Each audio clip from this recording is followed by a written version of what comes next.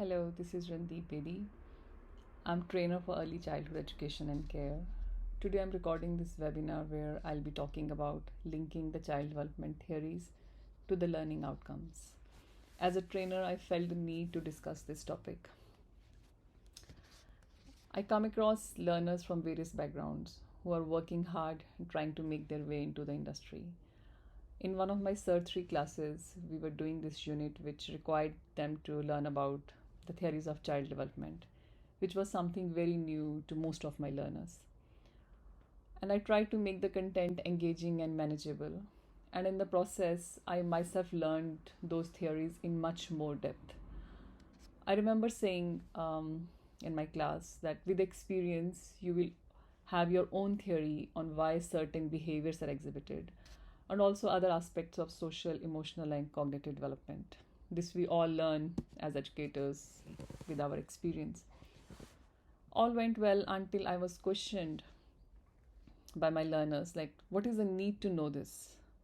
And what is the relevance of these theories? And how would I ever use these theories when I work in the childcare? This was a question that it prompted me to think for a learner who is studying Cert 3,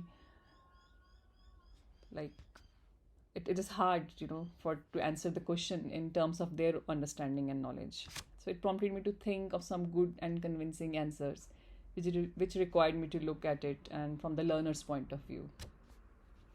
I'm glad that I invested time in looking for relevant answers and enhance my learners' understanding of it. And I read the theories in much more detail, like this time, than I had done when I was actually studying. I have to be true here, honest here. In the following class, I came with some convincing answers. I asked my learners, what do you need to consider before setting up the environment for children or setting up an activity, let's say? So I had some amazing replies my learners, one of them said, we have to look at the children's interest because we have talked about that learning framework and child-centered practices. So one of the learners said we need to look into their needs, their abilities, the goals, which was beautiful. So I got these answers. Then my question was, how would you know what the child is interested in? The reply was quick, by observing them. Awesome, like I said. So where did this concept of observing the children came from? Did anybody just thought one day that we have to observe children? So this is a time now the theories come into place, I would say. So if you read John Dewey's theory, he said that children need to interact with other people, work both alone and cooperatively with peers and adults. So education should also reflect in children's interests and backgrounds, and their social and the cultural worlds are important. Dewey saw learning as a lifelong, and that educators need to know, not only teach the skills and knowledge, but also help children to live and exist in our society. So now, I know this is like sounds technical, but if you try to understand, simplify it and break it down, it like, for example, you have to put it into practice. And how would we? So if you see, he said that it's like a lifelong learning, and society, our interactions, everything matters. It's part of the learning. We are making children ready for the society. So if you simplify it, it means that educators need to observe children to determine the experiences children are interested in and are ready for. So also he laid emphasis on knowing children's backgrounds, which is the culture, to support like the holistic development. And that's what educators do in when they collaborate and have inclusive practices. It simply means that our practices are guided and inspired by theorists who have put, you can say, years of research and thinking in developing these theories. Like we have a well established learning framework. As practicing educators, we follow the framework and it guides our practices. So everyday educators work hard to plan and implement experiences based on children's interests. or establishing community connections, intentional teaching, setting goals for children, and helping them achieve those. So there's a lot of collaboration and understanding and knowing them, the whole process of it. So for my learners who are studying Cert 3 qualification and they are new to the industry and are learning about the early years learning framework EYLF, so finding concept of linking to the theorists is a little overwhelming. Honestly speaking, even some experienced educators sometimes find it challenging to make connections between EYLF and the theoretical approaches. And that's a fact, and I have, like, it's an experience. I try to simplify this by making it more relevant and easier to understand and implement.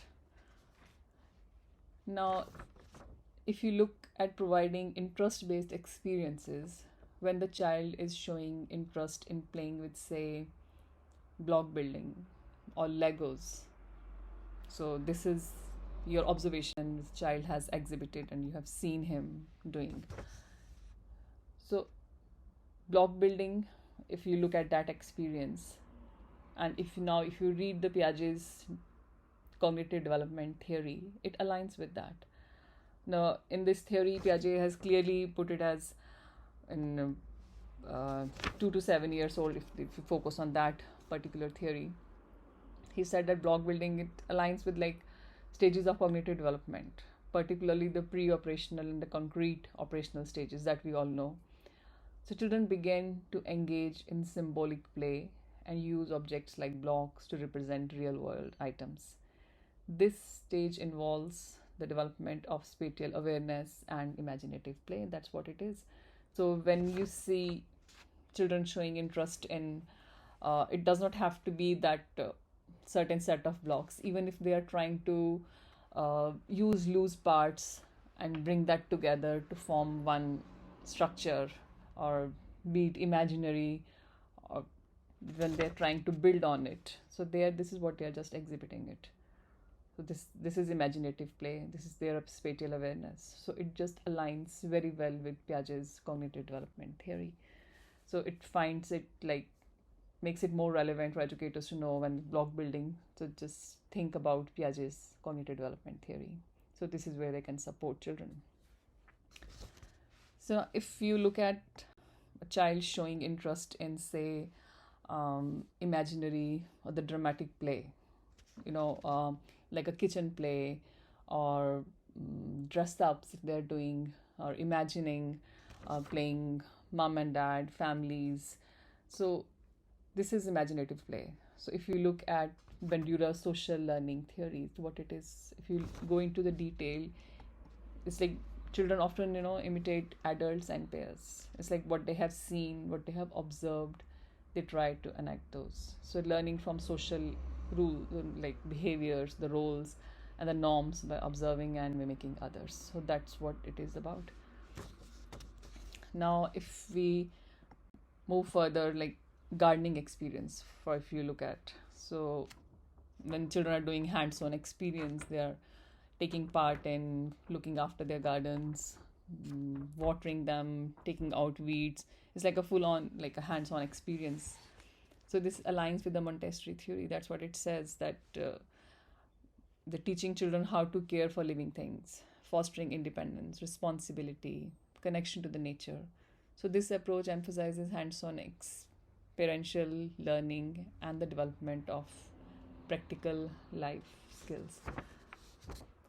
And so then if mainly we see block building, dramatic, gardening we talk about, and then even simple coloring experience, let's say the drawing experience. If you have, it's like, if you look at Erickson's psychosocial development theory, it clearly aligns with when children are engaged in showing interest in coloring and drawing experience.